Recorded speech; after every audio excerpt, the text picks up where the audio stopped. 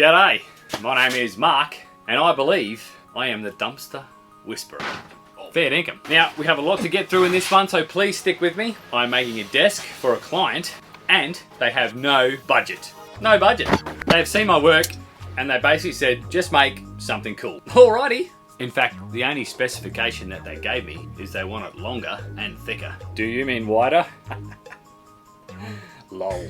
Now that does not mean I get to jack up the price. What it does mean is I get to try some different techniques, try some things I've always wanted to do, and I get to show you. For this project, I've busted out my best pallets. I've dove through the dumpster to get the particle board, and I've also been donated a heap of hardwood decking, and it is absolutely beautiful.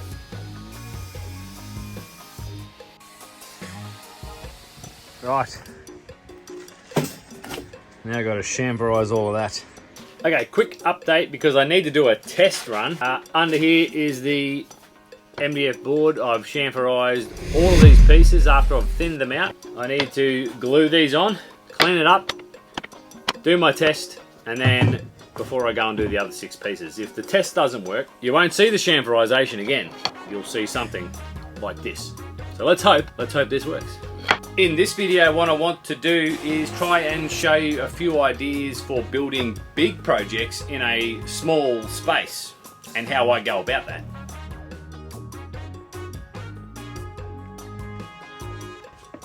All else fails, go with blue.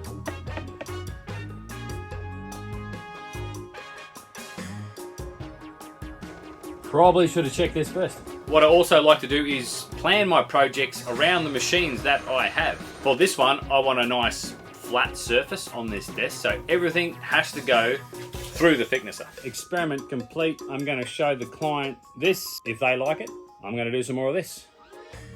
5 more of thises. I need more desk. All of these offcuts from that hardwood decking are going to be perfect to give myself some end caps on the desk, as well as frame off the rest of these panels in a pretty cool way.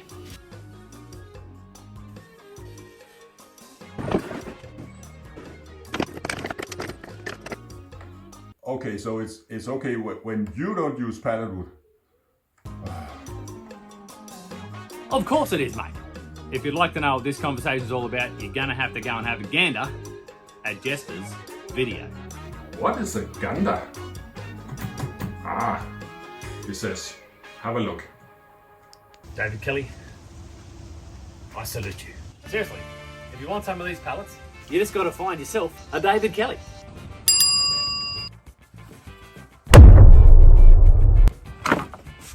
These are the stretches off those massive pallets. I'm gonna go through the normal routine, check for any nails, send them through the jointer, square them up, table saw, the thicknesser, call it a thicknesser because that winds up the yanks.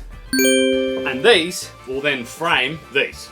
These Z legs are the Palletwood part of the project. If you want to see how I prepared all of that pallet timber, it's in my how to get started video. There's also a separate video on these Z legs all together on maximizing your good pallets.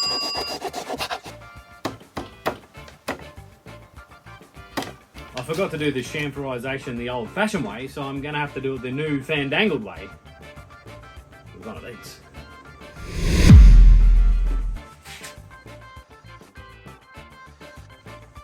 May or may not be 45 degrees. Who's going to know? Who's going to know?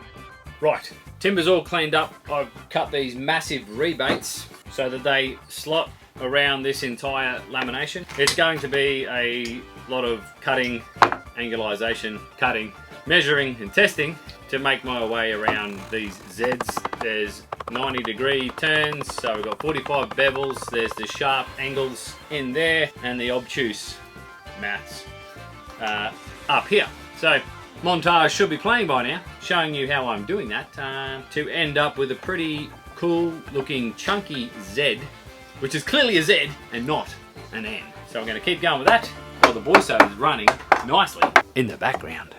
Nothing a bit of sawdust and wood glue won't fix on that one. Oh, the gifts that keep on giving.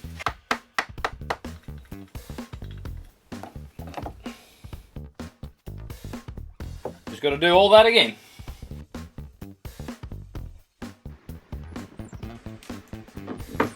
Zig, zag, zig, zig. I'll just turn it around.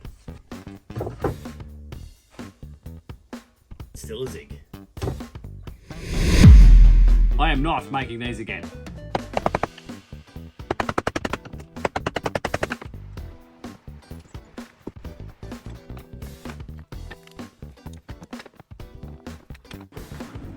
Okay, I'm going to get started on the support beam that's going to go underneath all of these panels. Because there's no budget, I want to make something pretty cool. What it lets me do is use up all of these tiny pieces, glue them all together, and make a really effective, cool looking beam. I'll do this all on the table saw. I'll cut them to width and then rip them to the same thickness so that they all glue together nicely. Then after doing that routine, you're going to be left with all these nice, beautiful, thin strips of timber. Put them in the pile, and we'll use those in a future video.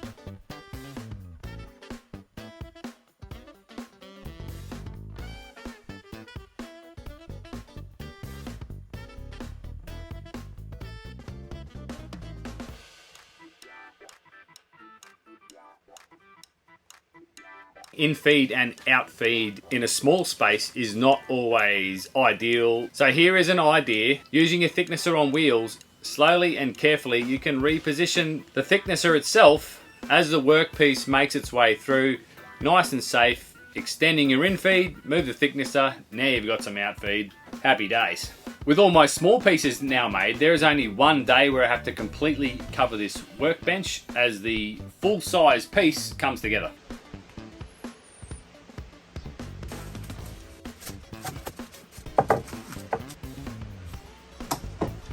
Speaking of in-feed and out-feed, if you position your table saw in the dead center of your longest space, you're going to maximize your in-feed and your out-feed. You're going to be laughing like a big hairy spider.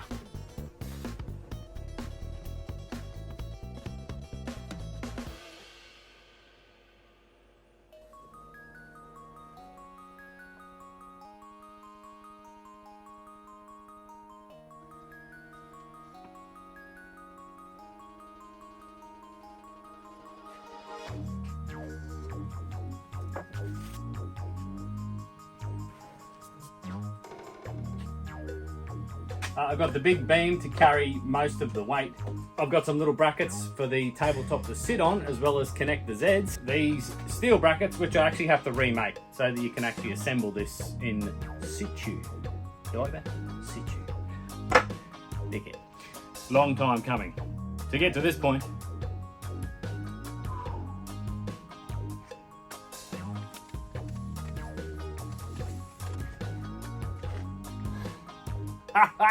pretty stoked. Pretty and stoked. See, Mark, any free wood is good wood. Let's go and meet this legendary client.